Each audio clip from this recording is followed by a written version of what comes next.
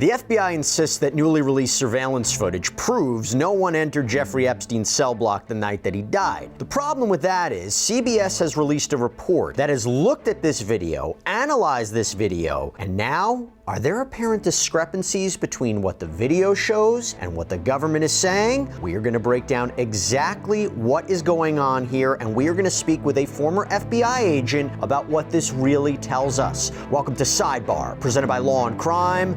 I'm Jesse Weber.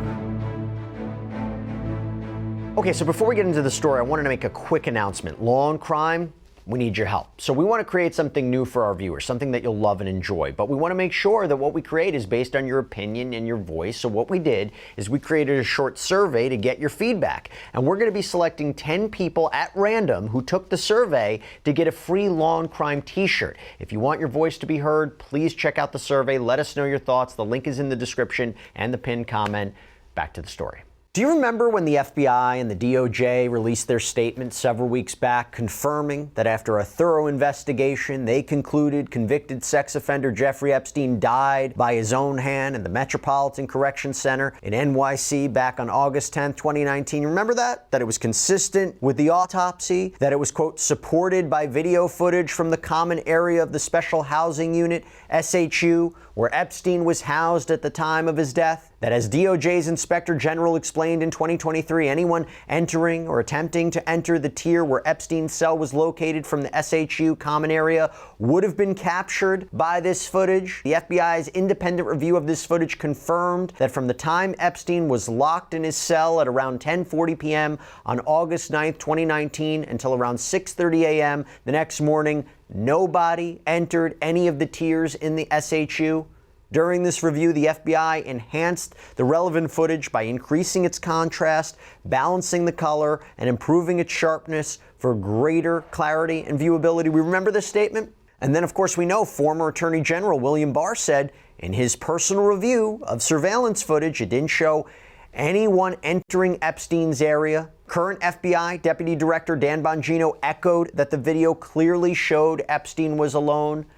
But CBS News has now come forward and has come out and said that its independent analysis of the video that the FBI released is not so clear-cut. The main thing is that you don't have a great view of the entrance to Epstein's cell block, citing that is not in line with what we're hearing from officials. Now, CBS News, they created a digital reconstruction of the prison layout using references from the 2023 DOJ Inspector General's report, and they say there are a bunch of inconsistencies between the video, the IG report, and what officials have said publicly. Now, to be clear, to be very clear here, the video that was released, it doesn't disprove that Epstein died by his own hand, but it seemingly raises questions about the investigation. And so I want to back up for a second. I want to give you a general overview of this facility, okay? So Epstein was being held in the MCC in Manhattan in a secluded area called the SHU, the Special Housing Unit. It had 3 wings, each with 2 levels, and Epstein was kept on the upper floor of this wing.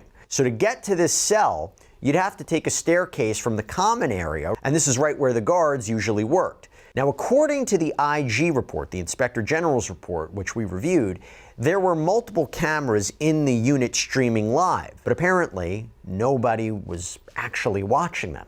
The report reads, this investigation and review revealed long-standing deficiencies with MCC New York's security camera system. These deficiencies resulted in nearly all of the cameras in and around the SHU where Epstein was being housed to not record video starting in late July 2019 and continuing through the date of Epstein's death on August 10, 2019. According to forensic analysis conducted by the FBI after Epstein's death on July 29, 2019, a disk failure in MCC New York's DVR2 system caused approximately half of the institution's cameras, including nearly all of the cameras in and around the SHU, to display only a live video feed with no video recording. MCC New York personnel did not learn of this system failure until 11 days later on August 8, 2019. MCC New York personnel determined that the DVR2 system needed to be rebuilt to restore recording functionality. Despite the lack of recording functionality, this repair was not completed until after Epstein's death. And so thanks to the broken equipment, you really got one camera that recorded anything useful. That single camera caught a slice of the common area, just a bit of the officer's station, and a small section of the stairs apparently leading to Epstein's cell. Talking a video like this, let me tell you real quick, we here at Sidebar, we produce so many video clips a day, and we use a platform called Opus Clip. And if you're interested, if you're on social media and you want to learn more about how to do this, this is an all-in-one AI editor that makes it easier and faster to cut, create, and upload videos across all social media platforms. So through the power of AI, Opus Clip automatically generates B-roll, it cleans up audio, and it reframes your videos for any platform. Opus Clip is so easy to start using. I'm going to show you how right now. All you have to do is go to opus.pro/sidebar, sign up, and then upload a video. In just a few minutes, you will have tons of perfectly edited clips ready to go. So whether you're making videos for TikTok or Shorts or Instagram Reels, Opus Clip is your one-stop shop for getting your best content seen by more viewers across all these platforms with the press of literally just one button. And if you're wondering how good the AI edited videos are from Opus Clip, I'll tell you what, just look at our content here at Law&Crime. Our producers have used Opus to help us cut and share clips of some of our most major trials, and having a tool like Opus Clip means we can get you even more viral updates from inside the courtroom faster than ever before. At Sidebar, we know our listeners have a lot of opinions and ideas to share, and this is the most powerful tool there is to help you edit like a pro and grow your own audience. So give it a try for yourself. Go to opus.pro/sidebar to start creating your own videos today. So we're going to dissect this jail footage, okay, and based on the CBS report. The footage is apparently 11 hours long, completely silent. It covers Epstein's last night in his cell at the MCC on August 9th, 2019. The recording begins at 7:40 p.m.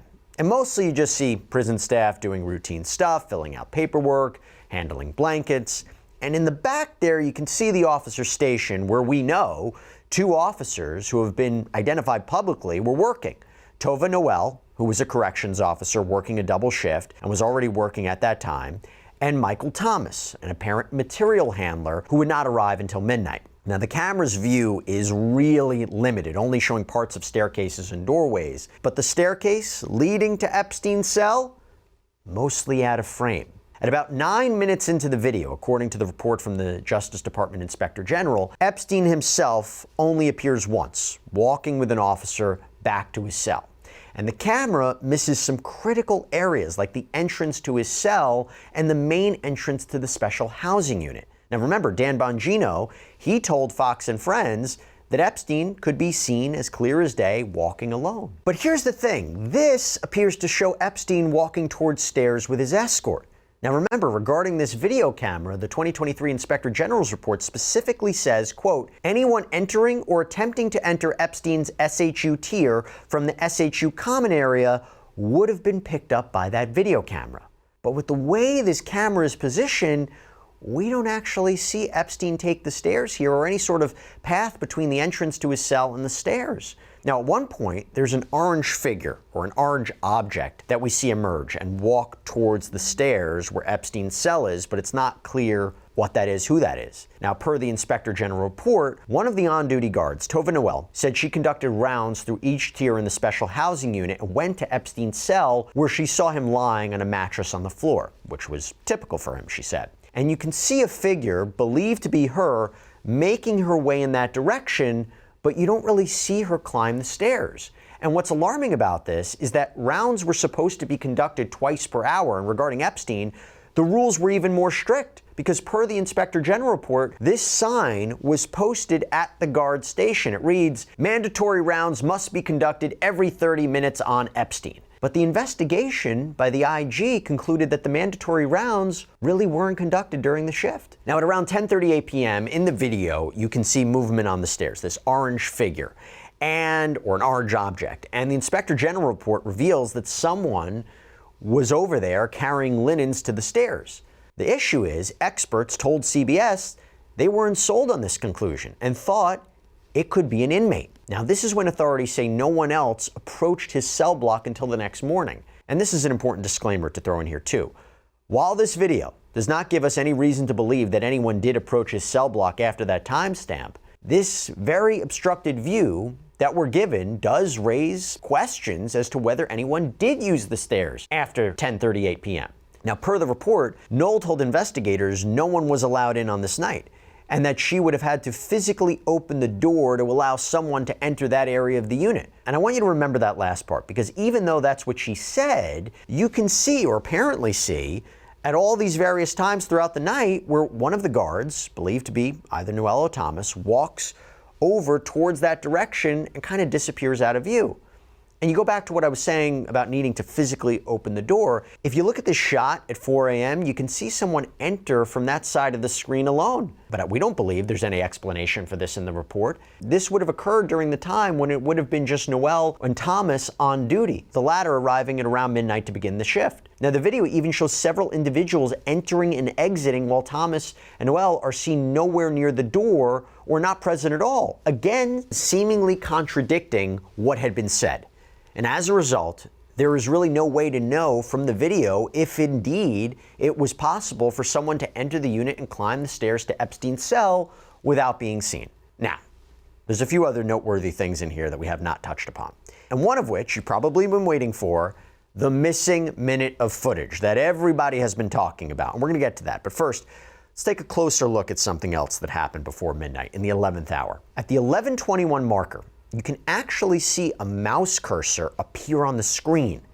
That raises questions about whether or not this could have been a screen recording as opposed to the actual true raw video. CBS reports that experts told them this video's metadata revealed that this video was generated in May of this year. And furthermore, one expert, Jim Stafford of the Eclipse Forensic Services, said the metadata was likely a screen capture and not a true export of the raw file. And experts further told CBS that there was a shift in the frame aspect ratio. That means the ratio of an image's width to height, meaning this could even have been two clips stitched together instead of raw rolling footage.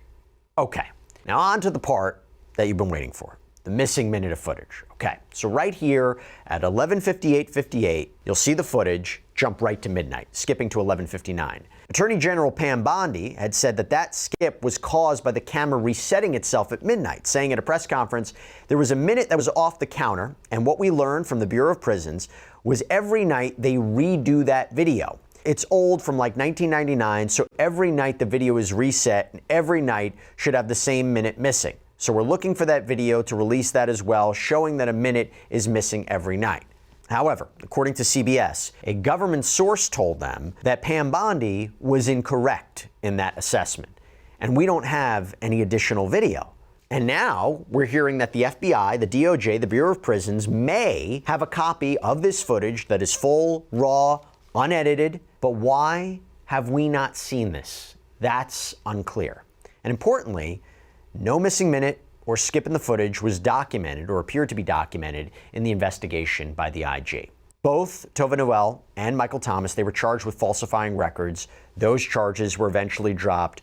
No higher-ups or BOP officials were ever held accountable. The FBI closed the case, saying the video supported the medical examiner's ruling on Epstein's cause of death. But as we've just shown you, the footage, does it 100% prove no one entered Epstein's area undetected? That becomes a question. And remember these portions that we showed you earlier with guards walking off toward that area? Per the Inspector General report, only 2 cameras in the vicinity of Epstein's housing area were recording. One which we've shown here, but the other? Still a mystery.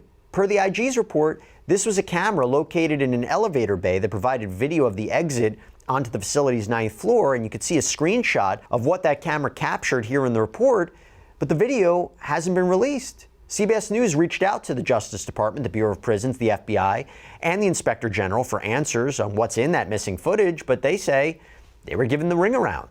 A spokesperson for the Inspector General emailed CBS the following statement. The OIG appreciates the careful review of our report.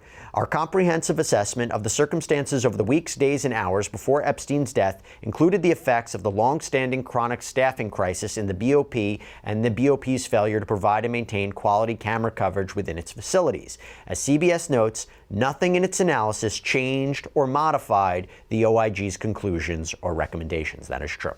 Okay, so what do we make of all this, right? Well, let me bring on somebody who knows the inner workings of the FBI. Retired FBI agent Colin Schmitt, current president and CEO of Kronos Investigations, has been following the Epstein-Maxwell saga for quite some time. Thank you so much for coming on. What to you was the biggest takeaway from this CBS report? Well, the fact that they had noticed an anomaly or aberrant thing or something or unidentified artifact in the video. You're talking about the orange thing, the orange part? The orange thing. Now that the DOJ is trying to explain that away by saying, well, that's another prison guard. But as I understand it, prison guards don't wear orange jumpsuits. Well, let's be clear about it. So there's orange object just before 10:40 p.m., moves up to the Epstein area.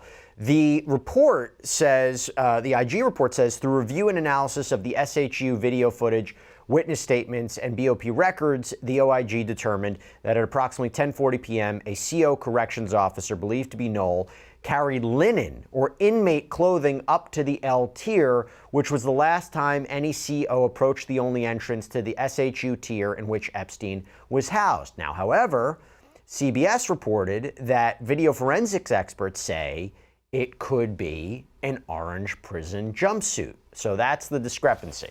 You got to add some logic to this. If they're going to bring up linens or an orange jumpsuit, are they going to have it on a hanger and it's going to be hanging down as if they're delivering a $300 customized suit, Italian suit? No, it's going to be folded up when they give it to them. So the video, it's just continually adding more and more and more fuel to the fire, more questions to this, as well as the fact that the forensic analysis of the video shows there was a minute missing, and then the analysis of the metadata is showing that the video was not the original, it was altered.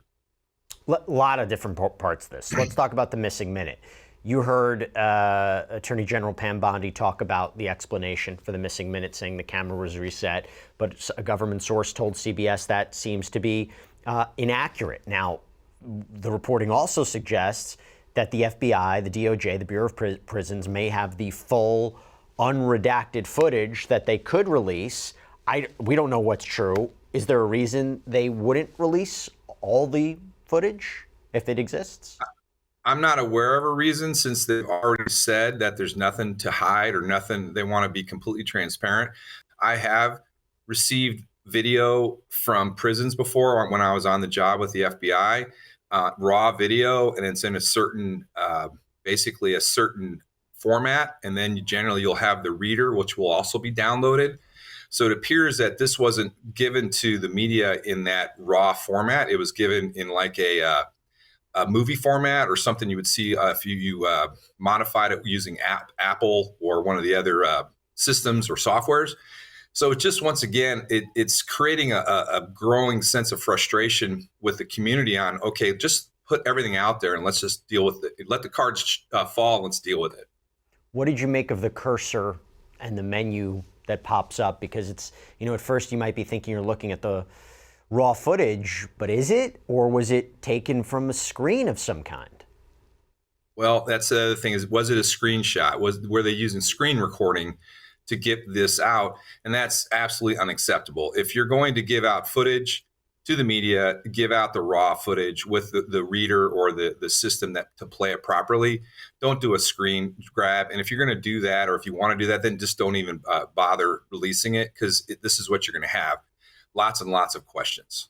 I mean, unless there was some sort of way where that was the only way to distribute it, but I don't think that seems accurate. I mean, if there wasn't a way to actually deliver the full file in a way, in its raw form, if you had to only do it through a screen grab, does that sound correct? I don't know. No, because like I said, I've got video from BOP prison before, as well as other jails. And like I said, it'll be given to you in a raw format, and then you'll also be given the reader or the player that can play that format, so you can view the footage, stop, go forward, and basically have a forensic copy, so to speak, because otherwise it can't be used in court if it's been modified. Let me emphasize this one more time. I mentioned it before, I'll mention it again. There's nothing based on the reporting that seems to counter the conclusion that Epstein died from his own hand.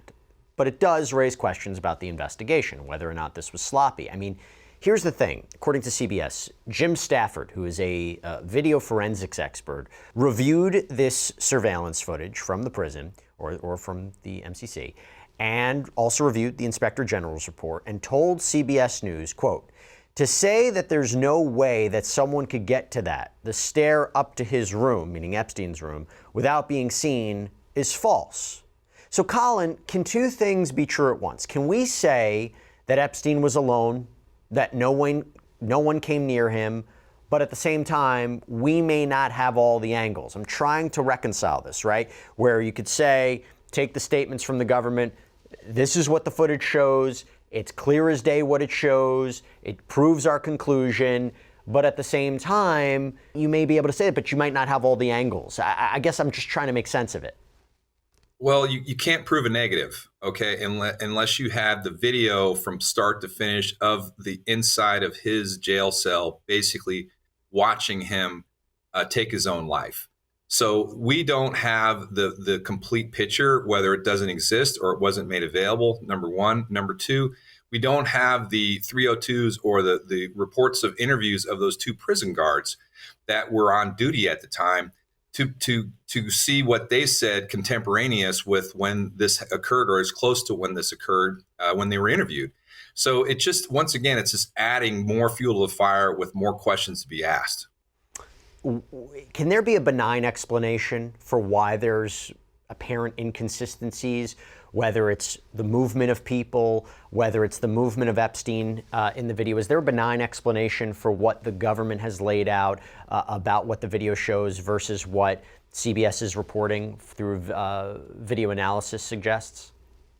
Well, everybody's heard of Occam's razor, which is the simplest explanation, is usually the best. But there's also something out there called Hanlon's razor, is don't assume malice when incompetence will give you the best explanation. So in terms of a benign explanation, I think in this case, it's just a pattern of incompetence in terms of making sure the proper and complete record has been released to the public. At this time, I don't know what's going to happen from this. I mean, do you think the FBI, the DOJ, further investigate this in some way based on CBS's reporting? Do they not? Where do you think this goes based on this report from CBS? Well, I think it's all going to be up to President Trump on how much fuel he wants to, or how many resources he wants to put towards this, because ultimately Congress is getting involved because their constituents want answers, both sides of the aisle, as well as our own media, and as well as probably entities inside of the Department of Justice that want to know and want to get the full picture and truth out to the American people. So it's really going to kind of lie in President Trump's hands on whether he decides, hey, I want the whole thing done all over again with a new team, with new management, and get it done correctly, or he's going to want to just let this kind of die on the vine and hope everybody just moves on. And by the way, as we're talking about this, Colin, there's that whole part of this report that seems to suggest, was it one complete video or was it stitched together a little bit? Well, and that's the other problem with this, is that several entities have looked at this, and based upon the metadata, it appears that this was stitched together. It wasn't one continuous flowing copy of the occurrences that occurred there. Once again, showing or leading people to believe that the video was manipulated before it was released to the public. Yeah, it's going to further the conversation, I think, in a lot of different ways. When that statement was released from the DOJ and the FBI several weeks ago, they might have anticipated it was going to be the end of the story, but clearly not. And this report from CBS, this analysis through CBS, is definitely going to continue the conversation. Colin Schmitt, thank you so much for taking the time. Appreciate it. Thank you for having me on. All right, everybody, that's all we have for you right now here on Sidebar. Thank you so much for joining us. And as always, please subscribe on YouTube, Apple Podcasts, Spotify, wherever you get your podcasts. I'm Jesse Weber. I'll speak to you next time.